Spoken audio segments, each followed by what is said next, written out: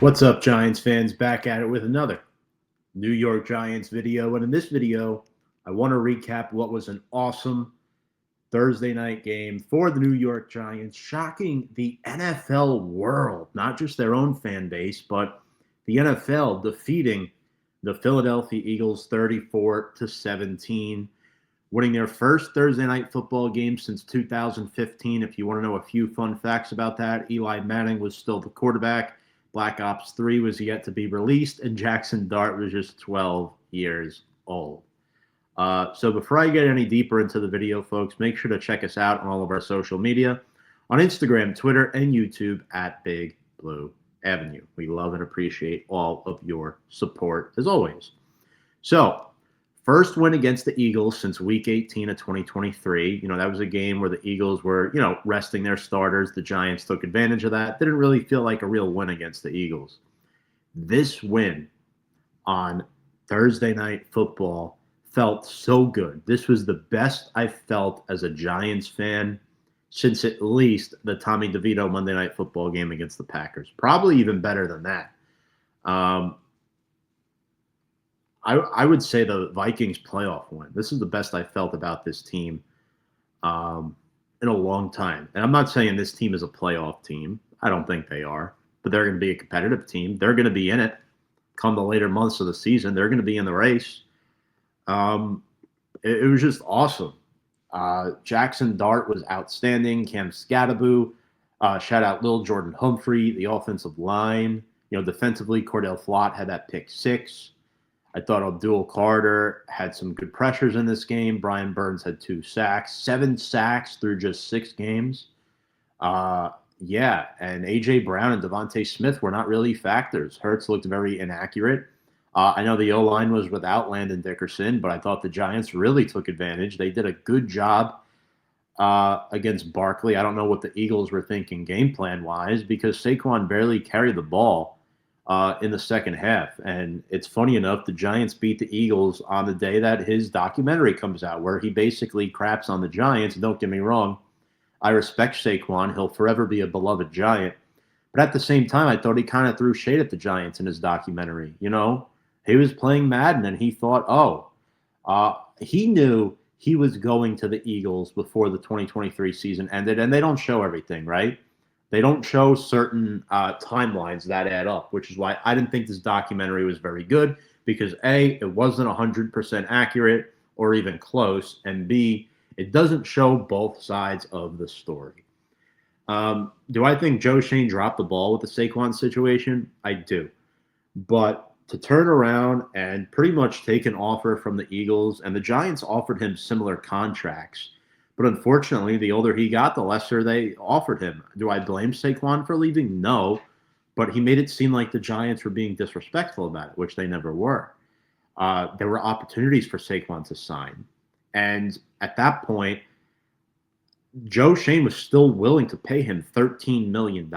And then at one point, he agreed to sign for less. He agreed like in his head, he didn't verbally say, yeah, let's sign this deal. He never did. But, man, it just felt so good to beat him and the Eagles.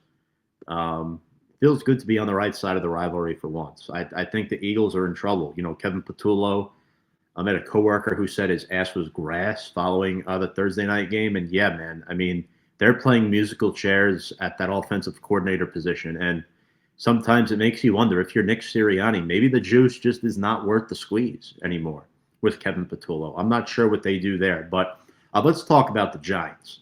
This is the first time the Eagles have lost 2 consecutive games since the final 2 games of 2023. And more importantly, the Giants ended an 8-game winning streak against the NFC East.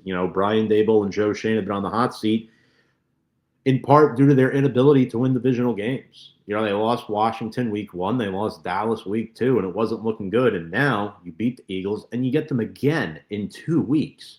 So Eagles are not looking good right now. If you're the Giants and you can get them again, oh, yeah, that's definitely a winnable game, even in Philly. And even worse, the Giants haven't won in Philly since 2013. Since 2013. It's been a very, very long time. First Thursday Night Football win since 2015. We talked about that already. The Rams are still in St. Louis as well, by the way. And the first primetime win against the Eagles since 2008. Really awesome work. And now the Giants have won 7 straight home games. This is a little fun fact, folks.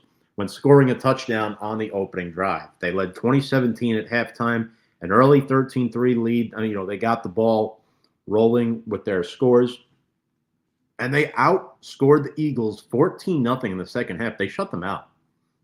And now let's talk about one of the players and reasons why the Giants won this game, and it's none other than our rookie guru quarterback, Jaxson Dart, who is a stud. He is a young, rising star in this league. He is the Giants franchise quarterback. I never felt this sure about a Giant quarterback being a franchise quarterback since I've started podcasting. We had Daniel Jones. Eli Manning's later years, I wasn't podcasting yet. But all in all, I always thought that Daniel Jones could be that guy. I was never for sure, like I am now with Jaxson Dart. In this game, he was 17-25 for $195 passing, 1 touchdown, no picks. He was only sacked twice. Again, the Eagles did not have Jalen Carter, so sure, that made things a lot easier, but the Giants also lost their center, John Michael Schmitz, who unfortunately got concussed in the middle of that game. He left in the third quarter, I believe. And Dart also can run. His ability to run causes a lot of problems for teams. He had 13 rushes for 58 yards and 1 touchdown. In fact, the first score of the game for Big Blue was a 20-yard touchdown rush by Dart, where the play broke down. He picked his pocket. He knew nobody was open. I'm going to take off. And he has the legs to do it. And he ran past a couple of Eagles into the end zone that put the Giants on the board early. And the fact that he made that play, it really set the tone for drives to come and the rest of the football game. They got the crowd in it early. Crowd was rocking, by the way. It was really awesome to see. Dart and Mahomes are the only quarterbacks since at least 1991 to lead their team to an opening drive touchdown in each of their first 3 career starts.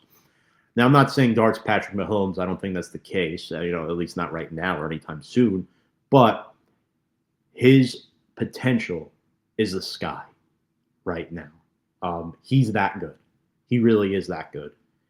He extends plays. He delivered accurate passes under pressure. You want to talk about that 3rd and 12 where he high points the ball to lil'jordan Humphrey? Again, 2 runs to start off the game, not great. And then under pressure, a practice squad receiver. I know he's a veteran. He's been around the league. He started games before, sure. But for Dart to make that play, it was just incredible. Once he made that play, I had a feeling, okay, we're going to be in this football game late. I didn't think we'd win, but I thought we'd at least be in the game late. He stays committed to the pocket, and that play was an example of that. He needed to deliver tough throws while taking hits to win, and that's exactly what he did. We talked about the high point to Humphrey on 3rd and 12, about that 35-yard touchdown pass to Wan'Dale Robinson, where he's running for his life. He makes several defenders miss, and he still delivers an accurate ball to Wan'Dale, where he's got space to run afterwards. Now let's talk about his success against the blitz. Against the blitz on Thursday night, Dart was 9 of 14 for 108 yards, 1 touchdown pass, and a 108.9 passer rating. Dart is almost better than the blitz than he is not against the blitz when teams don't blitz. So it's going to be very interesting to see Dart continue to develop and grow moving forward. Again, I thought tough opponents, Dart's development, we would see struggling. We saw struggling in week 5 against the Saints, where the 3 turnovers came. But the Giants, all in all, put together a well-rounded team performance. It wasn't just Dart. They dominated every facet of the game, and that helped contribute to Dart's success. He's the first quarterback in NFL history with 50-plus rushing yards and a 65% completion percentage or better in each of his first 3 starts. And I'll keep rambling a couple stats here. Second QB with a rushing touchdown and a passing touchdown on scrambles in a game this season. The other was Josh Allen. He's the 3rd quarterback in NFL history with 50-plus rushing yards in each of his first 3 starts. We already sort of mentioned that. He had 1 touchdown pass and 1 touchdown rush, and then his rookie running back counterpart, Cam Skattebo, had 3 touchdown rushes. No other rookie duo has reached those marks in a game in NFL history, and that includes the playoffs. And Dart was the highest graded player on Thursday Night Football, according to PFF, with an 89.7 grade. One more major stat I want to talk about with Dart. In the first half of games, the first 3 weeks, right? And you know what's historically gotten the Giants in trouble over almost the past decade and a half is their slow starts to football games. Well, Dart's stats, he is 6th in EPA, 3rd in success rate. He's got a 72% completion percentage and 5 total touchdowns. In fact, this will be mind-blowing. The Giants have scored 6 touchdowns and 3 field goals in the first half over the past 3 weeks. Giants have scored more touchdowns than punts with Dart as the quarterback through 3 weeks. Process that. The Giants have had 4 punts. 4 over the last 3 weeks. Now you're, how did they lose to the Saints? Well, 5 turnovers. That's how they lost. You take those turnovers away, or maybe cut them in half. Giants only turn it over twice. Again, you don't want to turn it over at all. But if you took away maybe 2 or 3 of them, Giants win that game. 100%. 100%. They were 11 of 16 on 3rd down compared to the Eagles, who were just 1 of 9. They outgained the Eagles 366 to 339, outrushed them 172 to 73. And the Giants, very importantly, were 3 for 3 in scoring touchdowns in the red zone. Dart turning a bottom 3 red zone offense into an upper echelon. No turnovers this week, and that helped Big Blue win the game. And you saw him post-game with his parents coming down. He throws the game ball to his mom and dad. You get the fans in the background chanting, Mrs. Dart, Mr. Dart, or Mama Dart and Papa Dart. Awesome stuff, awesome work. He's got a long way to go, but, this is an outstanding performance. Daniel Jones was never able to beat the Eagles. To beat the Eagles, there's no better feeling than that. And another reason for their success, and for Dart's success, you could say, is rookie running back Cam Skattebo. And week by week, you just really ask yourself, how the heck did this guy fall to the 4th round? He was such undervalued, with these NFL draft scouts. We saw his potential at Arizona State and what he did. He put Texas on notice in the college football playoff. In this game, he had 19 rushes for 98 yards, averaged over 5 yards per carry, had 3 touchdowns on the ground, 2 catches for 12 yards as well. He's a guy who can bulldoze his way into the end zone. He trucked Zach Bond and took him up for a ride. That play was a highlight reel for Scat. He also bulldozed through Cooper DeJean on one play. I like to say this about Cam Skattebo. He's a truck with no brakes. And what I mean by that, he keeps his feet and his body moving at all times. And it even became more impressive in the second half when the Giants had to put in Austin Schlottman at center for JMS, who suffered a concussion. Scat becomes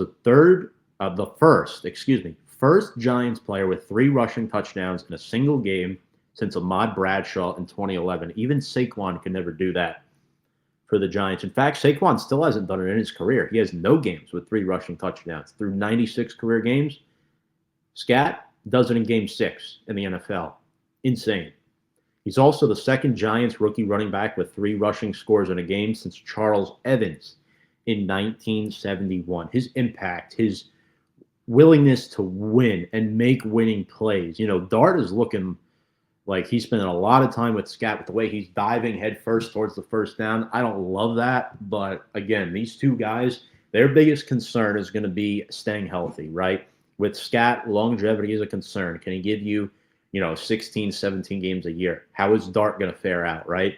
And that's why it's nice to have Eli Manning as a mentor, a guy who never missed a start due to injury. I doubt Dart never misses a start due to injury because Eli didn't really run, right? When Eli took off, it was a rare sight to see. With Dart, you're going to see that a lot more, so he's more prone, to big hits. But ultimately, Dart, if you're Dart, you want to learn how to slide, and you want to learn to, get hit the right way when you're running towards that first down marker.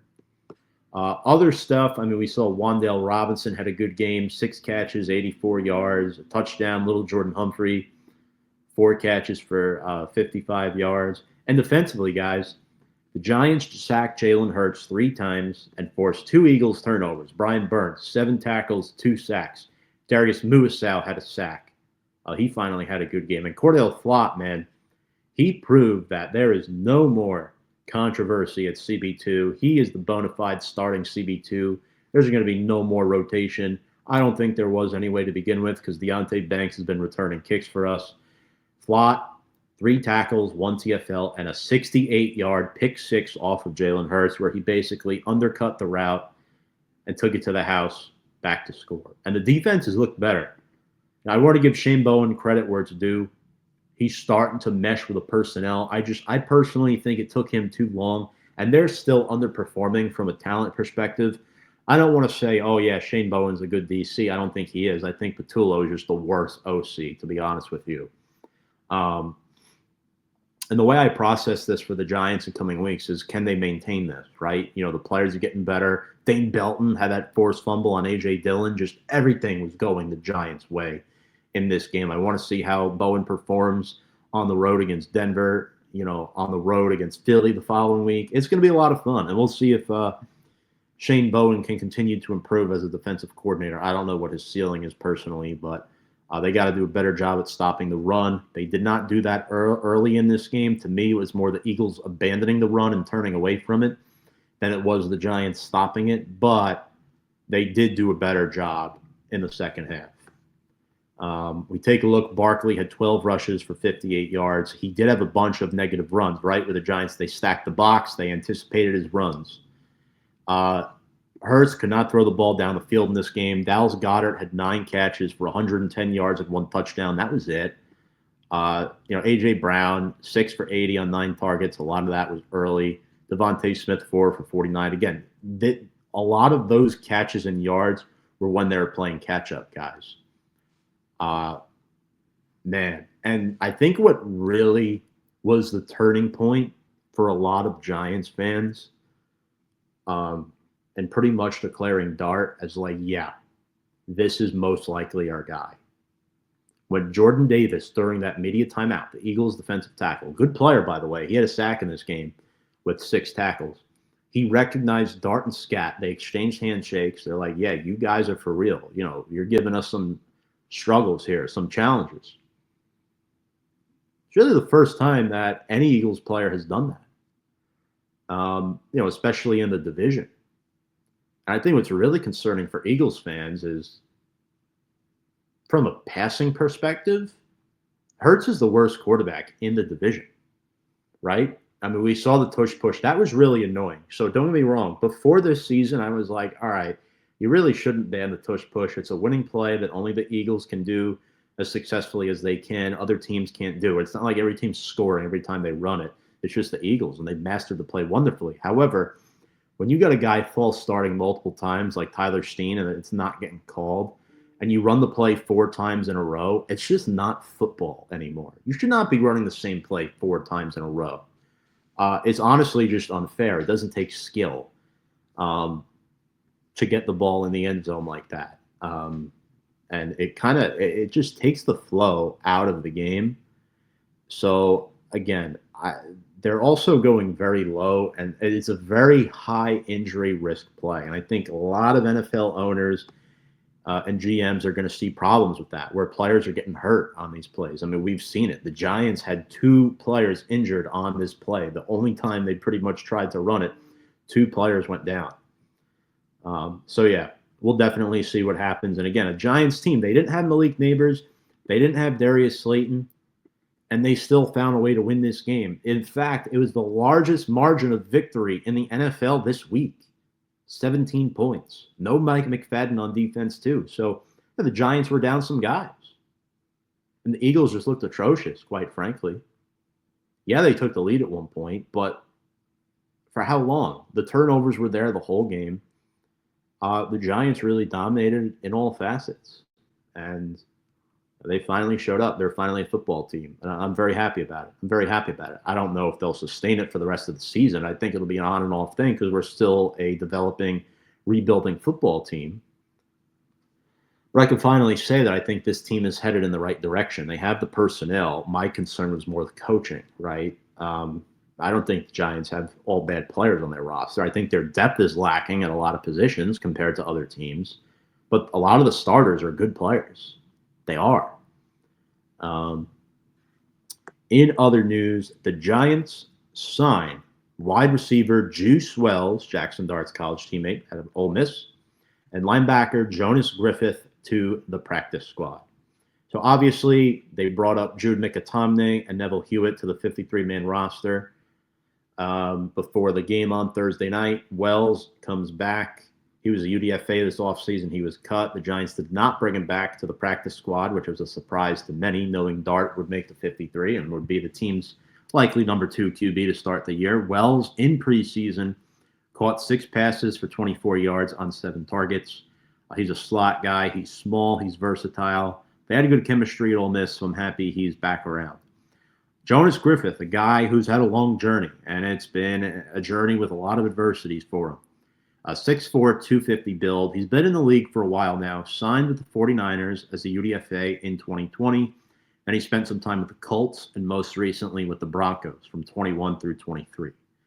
2023, he spent on IR. He tore his ACL, and then he spent training camp in 2024 with Denver, gets cut, and then when he was off the team, he underwent a second procedure on his ACL where he couldn't really sign with anybody at that point. So he missed the entire 2024 season as well as a free agent.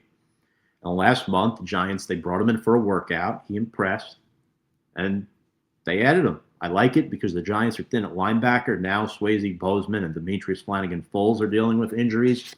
So after Okereke and Lewis out, it's really just Neville Hewitt. And then, you're elevating Zaire Barnes now. You need another body. And it's ridiculous. I don't like it. But the Giants were unable to draft a linebacker in this draft. And Griffith is a guy who has experience. When healthy, he's not bad. He has 12 career starts in 22 games, 92 tackles, a pick, a pass breakup, and a fumble recovery, all with the Broncos. And it's odd enough they signed him the week they're playing Denver. So maybe he's got an inside scoop or something.